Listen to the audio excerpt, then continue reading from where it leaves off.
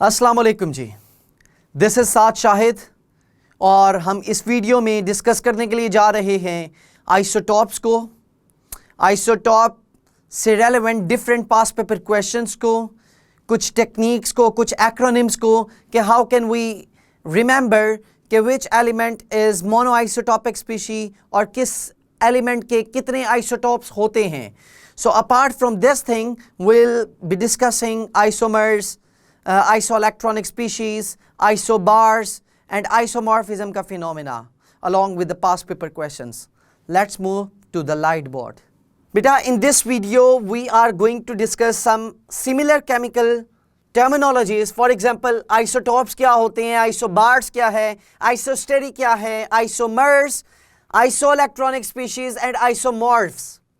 Beta, how can we distinguish in between these chemical terms? Let's start with the isotopes. Beta, isotopes क्या होते हैं? These are the atoms of the same element. This point is important कि same element के different atoms होते हैं. They have same atomic number but different mass number. And we all know कि atomic numbers क्या होते हैं because her atom का एक center होता है, that is called nucleus. Inside the nucleus we have protons and neutrons. बेटा जो protons होते हैं that is actually giving us the information about the atomic number. That's why it is also known as proton number. And the mass number is the sum of protons and neutrons. तो sum of protons और neutrons को हम कहते हैं mass number. बेटा अगर atomic number same है, it means we have same number of protons and beta these are the atoms or atoms are neutral because they have same electrons and same protons. अगर protons ज़्यादा होते तो उस पे positive charge होता या electrons ज़्यादा होते तो it will carry a negative charge. But in atom we have equal number of protons and electrons. So beta अगर protons same है तो it means we have same number of electrons. और अगर electrons same है तो they will have same electronic configuration. उनकी क्या चीज same होएगी बेटा? Electronic configuration. Electronic configuration means the distribution of electrons in various shells or subshells. जैसे कि K, L, M, N shells होते हैं, S, P, D, F, we have these subshells. तो इनमें सेम इलेक्ट्रॉनिक कन्फिग्रेशन होएगी इन तमाम एटम्स की, ठीक है, because they have same number of electrons, तो उनकी अरेंजमेंट भी सेम ही होएगी, ठीक है, डिस्ट्रीब्यूशन भी सेम होएगी. So when we have same electronic configuration, when we have same number of electrons, तो बेटा इन पे एक प्रॉपर्टी जो हमारी डिपेंडेंट है that is called chemical property. So we have same chemical property. अगर इलेक्ट्रॉन्स डिफरेंट होंगे तो केमिकल प्रॉपर्टी भी डिफरेंट होएगी. अगर इलेक्ट्रॉन्स सेम होंगे सो we'll have the same chemical property. तो क्या चीज डिफरेंट होती है? we discuss कि मास नंबर डिफरेंट है. बेटा मास नंबर में कौन सा ऐसा पार्टिकल है जिसकी वजह से मास नंबर डिफरेंट है? दैट इज न्यूट्रॉन, ठीक है. So we have different number of neutrons. Okay, we have different number of neutrons. अगर न्यूट्रॉन्स डिफरेंट है तो it means we have different physical property, ठीक है. We have different physical property. बेटा physical property different होएगी. Physical properties में we can relate the physical properties with the density, with the boiling point. These are the physical properties, ठीक है. mass itself is a physical property. तो physical properties different होंगी, यानी कि जो atoms होंगे एक ही element के they will have different boiling points, they will have different densities. और इसके साथ साथ रेट भी उनके डिफरेंट होएंगे क्योंकि रेट डिपेंड कर सकता है कोलिजन थ्योरी पे और it can also relate with the mass. तो we can write down this point also कि rate could be different.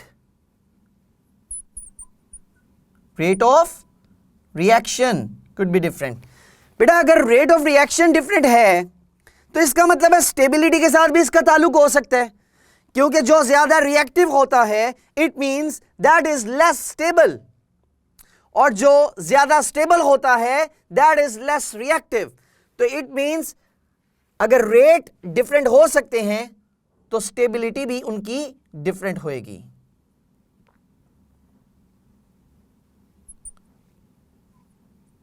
All right जी। सो बेटा I have used a few examples over here. Hydrogen, that is very common example for isotopes. Hydrogen has 3 atoms. Hydrogen 1, hydrogen 2 and hydrogen 3. Beta hydrogen 1 means its mass is 1. Hydrogen 2, its mass is 2. Hydrogen 3, that is called tritium. Hydrogen 2 is called deuterium. Hydrogen 1 is called protium. Protium के पास कितने protons हैं? It has only 1 proton. Deuterium has only 1 proton. Tritium has only 1 proton. तो तीनों isotopes में we have same protons. कितने electrons होंगे? 1 1 1, because protons और electrons always equal to each other in an atom. तो electrons भी same हो गए, ठीक है? Due to the same electrons, they will have same electronic configuration. चाहे we are using protium, deuterium or tritium, they will have same chemical properties. All right? इसमें neutrons कितने हैं? In the first one, in the protium, we have 0 neutron. Neutrons कैसे calculate करते हैं? 1 minus 1, mass number में से minus कर दिया जाए atomic number. In this way, we can calculate the number of neutrons. n equals to 2 minus 1, that will 1. ठीक है? So neutrons यहाँ पे कितने आ गए? 2. So बेटा, from this thing we have derived another expression कि हमने कहा था कि physical properties different होती हैं if we have different masses. तो we have protium, deuterium and tritium. All these 3 atoms have different mass. So सबसे ज्यादा mass किसका है? 3 का. So that's why we will have the highest boiling point of that atom which will be greater in mass, जो ज्यादा heavy होएगा, ठीक है? heavy होने की वजह से क्या है? boiling point बेटा डिपेंड करती है intermolecular forces पे, the force of attraction in between the molecules. It depends upon, this is the strength, ठीक है? intermolecular force, जो कि boiling point इस पे डिपेंड कर रहा होता है. तो इंटरमोलिकुलर फोर्स ज्यादा है H3 में, so that's why it will have the highest boiling point among these 3. ठीक है? अगर कार्बन की बात करते हैं, carbon has also 3 isotopes, carbon 12, carbon 13, carbon 14. तो बेटा कौन सा ऐसा एटम है कार्बन का इन तीनों में से which is having the highest boiling point? तो जो ज्यादा हैवी होएगा उसमें इंटरमोलिकुलर फोर्स ज्यादा होएगी, सो उसी का बॉइलिंग पॉइंट भी ज्यादा होएगा, ठीक है? So are you clear with this concept? तो रेट स्टेबिलिटी को डिस्कस करते हैं. Now come over this point, stability. Boiling point को हमने डिस्कस किया in the physical properties. Now come over the stability. बेटा यहां पे एक स्टेबल आइसोटॉप मैंने आपसे पूछा है, out of these 3, carbon 12, carbon 13 और कार्बन 14 में से विच वन इज मोर स्टेबल? तो स्टेबिलिटी के लिए एक टेक्निक आपको बता रहा हूं बेटा. नंबर ऑफ न्यूट्रॉन्स और प्रोटॉन्स की एक रेशियो निकाल लिया करो, ठीक है? फर्स्ट आइसोटॉप में देखें, अगर ये 1 होएगी, so it is stable in this case. Okay, it becomes stable. If the ratio of the number of neutrons to the number of protons is greater than 1, neutrons और protons की ratio if it is greater than 1, तो वो या तो unstable हो जाता है और रेडियो एक्टिव हो सकता है, ठीक है? यानी कि stability decreases when the ratio increases to the 1, तो it becomes unstable या रेडियो एक्टिव हो जाएगा. ओके, अनस्टेबल हो गया. सो अब हमने इसी रूल को यूज करना है और बताना है which one is more stable. In the first isotope of carbon we have 6 protons and 6 neutrons, तो आंसर आ जाएगा आपके पास 1. ठीक है. In the second isotope we have 7/6, it is greater than 1. So बेटा 1 का आंसर कहां पे आया फर्स्ट वाले में. So this is the most stable isotope of carbon, carbon 12. ठीक है, बिकॉज इसकी N/P ratio is equals to 1. So we can use this concept for the stability of isotopes. All right, now we are going to discuss this point, rate of reaction. Let's have a look on this question. Which of the following carbon dioxide is formed with the maximum rate? बेटा rate किसका ज्यादा हो रहा है? Carbon dioxide तो produce हो रहा है हर रिएक्शन में, either we are using carbon 12, carbon 13 या carbon 14. These are the 3 isotopes of carbon ना. तो बेटा तीनों के अंदर कार्बन डाइऑक्साइड तो प्रोड्यूस हो जाएगा, बट सबसे कम मास किस में है? In the first one. तो बेटा ये जो फर्स्ट वाला है, due to the lighter mass, this one, this carbon dioxide will show the maximum rate. सबसे जल्दी कार्बन डाइऑक्साइड प्रोड्यूस हो जाएगी. So will move with the A option. Reason क्या है? It is lighter in mass.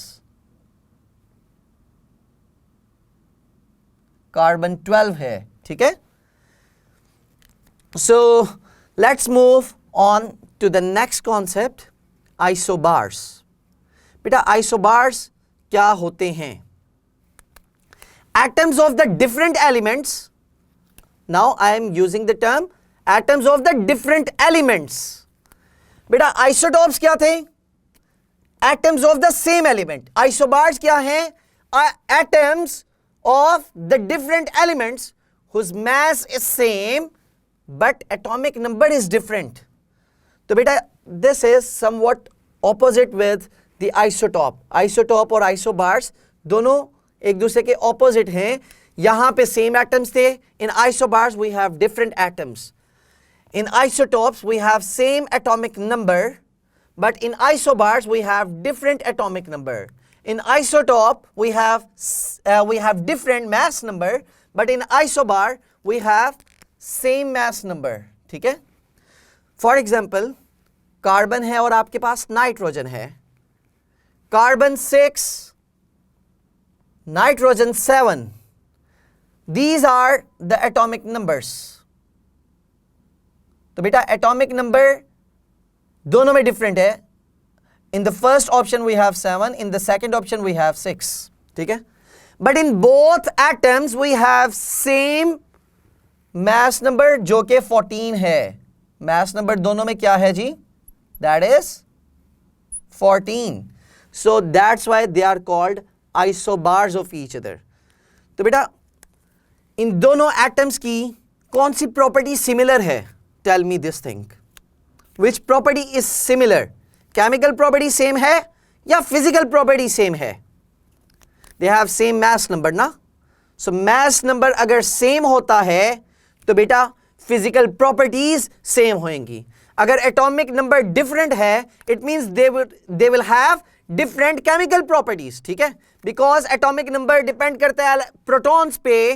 Protons जितने होंगे उतने electrons होंगे, जितने इलेक्ट्रॉन्स होंगे वही उसकी इलेक्ट्रॉनिक कन्फिग्रेशन होगी. इलेक्ट्रॉनिक कन्फिग्रेशन से we can relate the chemical properties. ठीक है. तो अगर डिफरेंट एटॉमिक नंबर्स हैं, it means different chemical properties होंगी. ऑलराइट. और सेम फिजिकल प्रॉपर्टी होगी because we have same mass for these two species. All right.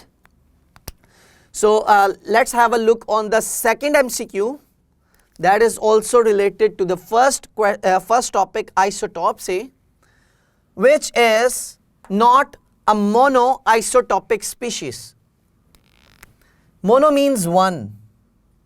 Isotopic species यानी कि these are the isotopes जिनके एक ही आइसोटोप होंगे. और क्वेश्चन है which one is not a monoisotopic species?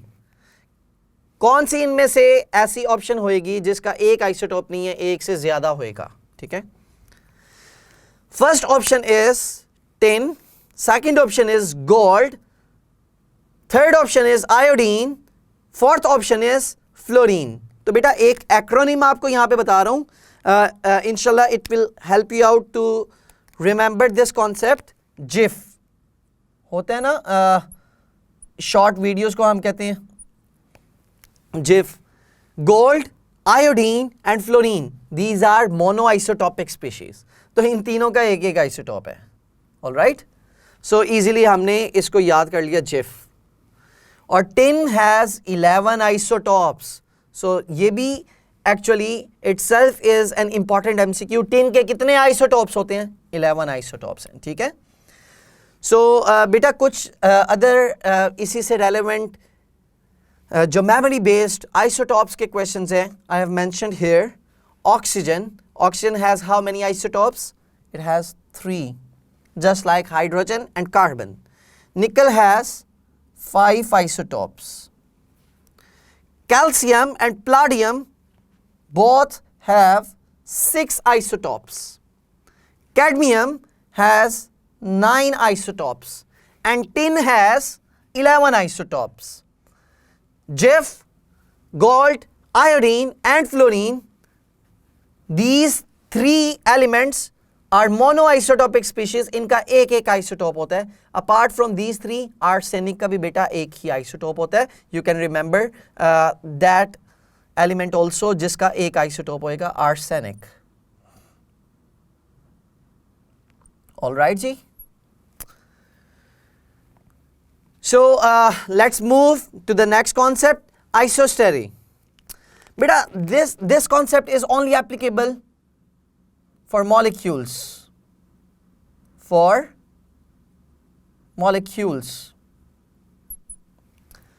They have same molecular mass.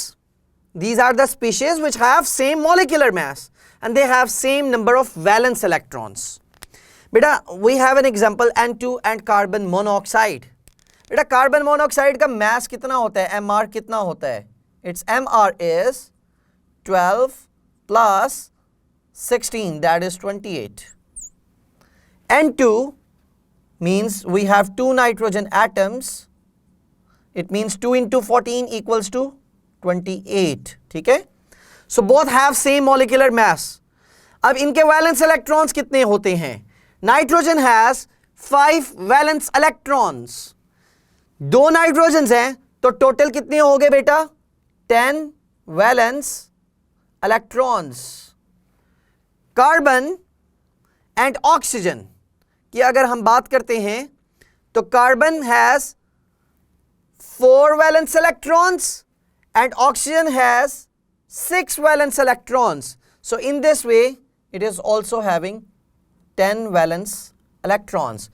So these type of species are called isosteres of each other. ठीक है, so beta after isostery we have isomers. Isomers are those compounds which have same molecular formula but different structural formula. बेटा जिनका molecular formula तो same होता है but structural formula different होता है. For example, we have C4H10. 4 carbons हो जाएं in a straight line. Each carbon has to make 4 bonds. 4 bonds पे यहां पे तीनों हाइड्रोजन्स आ जाएंगे. 4 bonds कंप्लीट करने के लिए यहां पे 2 हाइड्रोजन्स होंगे. 4 bonds कंप्लीट करने के लिए we have 2 hydrogens on this side. We have 3 hydrogens on this side. This is called butane. This is butane, जिसका molecular formula है C4H10. In a similar way, अगर मैं इसकी चेन को चेंज कर दूं 1, 2 and 3 carbons in a straight line and I'm going to attach a branch with this, that is carbon branch with the straight chain. With this carbon, for completing the valency of this carbon, we have to attach 3 hydrogen with this. With this carbon we have to attach 1 hydrogen. With this carbon we have to attach 3 hydrogens. With this carbon we have to attach 3 hydrogens. सो बेटा यहां पे हमने branch में convert कर लिया. Now these two different molecules, they have different structures. This is called isobutane, and this is called normal butane. ठीक है, जितनी ज्यादा ब्रांचेस बनती जाएंगी उतना ही बॉइलिंग पॉइंट कम होता जाएगा. ठीक है, तो N-ब्यूटेन और आइसोब्यूटेन में से किसका बॉइलिंग पॉइंट कम होएगा? ऑब्वियसली आइसोब्यूटेन का. ठीक है, so we can relate the concept of physical properties with the isomers also. ठीक है, इनका further detail जो हैगी isomers की इंशाल्लाह we'll discuss this topic in organic chemistry. So let's move to the next point, that is isomorph. बेटा जो isomorph term है ना, specifically ज़्यादातर यूज़ की जाएगी ionic compounds के लिए. These are the compounds whose crystalline structure is same. जिनकी crystalline form, जो shape होएगी, जो structure होएगा, it would be same. For example, we have Na2SO4 sodium sulfate and potassium sulfate. बेटा इन दोनों की shape same होती है, और ये एक key concept है which we can use to attempt the MCQs. Na2SO4 में atomic ratio same होएगी. K2SO4 और Na2SO4 में we have first atom है जो कि 2 यूज हो रहे हैं, सेकंड एटम आपके पास 1 है, थर्ड एटम आपके पास दोनों में 4 है. They have same atomic ratio. This is what I mean to say कि सेम एटॉमिक रेशियो. ठीक है, एटम्स की एटॉमिक रेशियो की हम बात कर रहे हैं. The other example of isomorph is zinc sulphate and nickel sulphate. बेटा फर्स्ट एटम कितना है दोनों में? बोथ कंपाउंड्स में first atom is 1, second atom कितने कितने यूज हुए हैं? 1, ऑल्दो दे आर डिफरेंट, लेकिन उनकी एटॉमिक रेशियो सेम आ रही है. और थर्ड एटम जो है that is having 4 atoms, so इनकी भी एटॉमिक रेशियो सेम है. Let's have a look on the question number 4. Which 2 compounds are not isomorph of each other? NaF. तो बेटा इनमें एटॉमिक रेशियो को हम देखते हैं. Although this is not a basic question जिसमें एक से ज्यादा ऑप्शंस मैंने इनकरेक्ट रखी हैं, तो we are going to select 2 options जो यहां पे इनकरेक्ट होंगी. फर्स्ट ऑप्शन को देखते हैं, NaF. Na एक एटम है, फ्लोरीन एक एटम है. In the second option we have magnesium, that is 1, oxygen भी आपके पास 1 है. So this is an example of isomorph. ठीक है, K2Cr2O7, this is 2, this is 2 and this is 7. इसी के साथ we have K2SO4, it is 2, it is 1 and it is 4.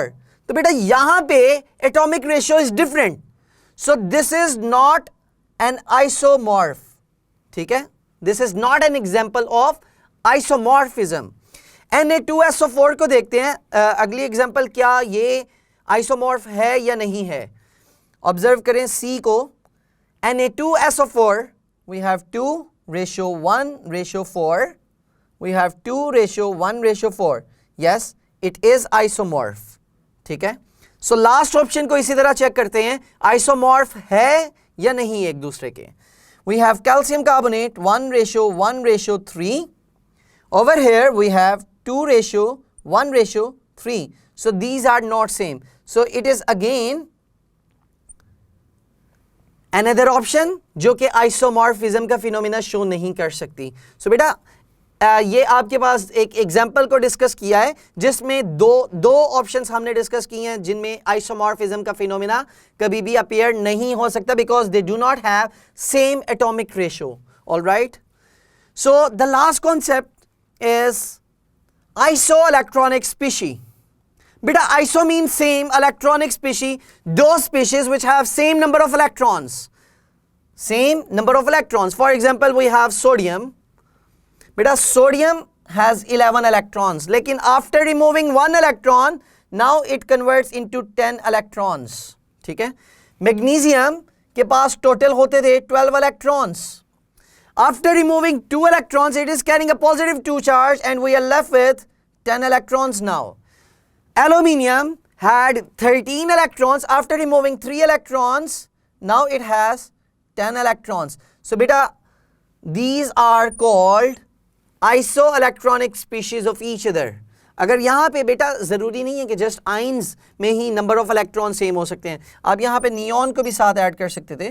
Neon is also having 10 electrons. So neon, sodium ion, magnesium 2 positive ion and aluminium 3 positive ion, all these species are having same number of electrons. ठीक है.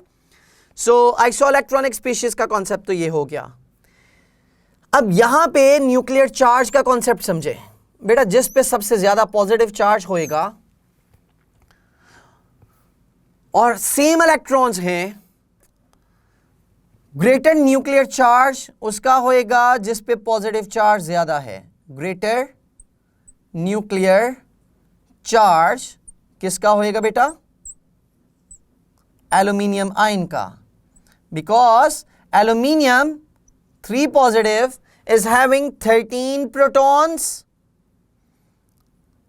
but 10 electrons.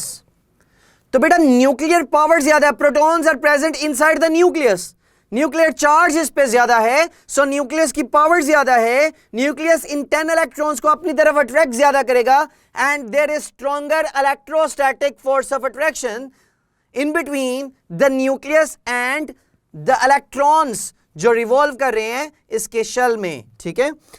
So electrostatic force of attraction बढ़ने की वजह से क्या होएगा? They will attract towards the nucleus and in this way the size decreases. तो smaller size हो जाएगा. ठीक है. स्मॉलर साइज हो जाएगा out of these 3 ions. Alright, let's have a look on the question that is similar to this concept.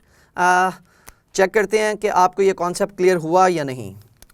Which one has greater ionic radius? Question number 3. Which one has greater ionic radius? Na positive. बेटा Na positive की अगर बात करते हैं तो it has 11 protons and 10 electrons. Magnesium 2 positive की बात करते हैं तो it means we are talking about 12 protons but it has 10 electrons. Aluminium 3 positive is having 13 protons and 10 electrons.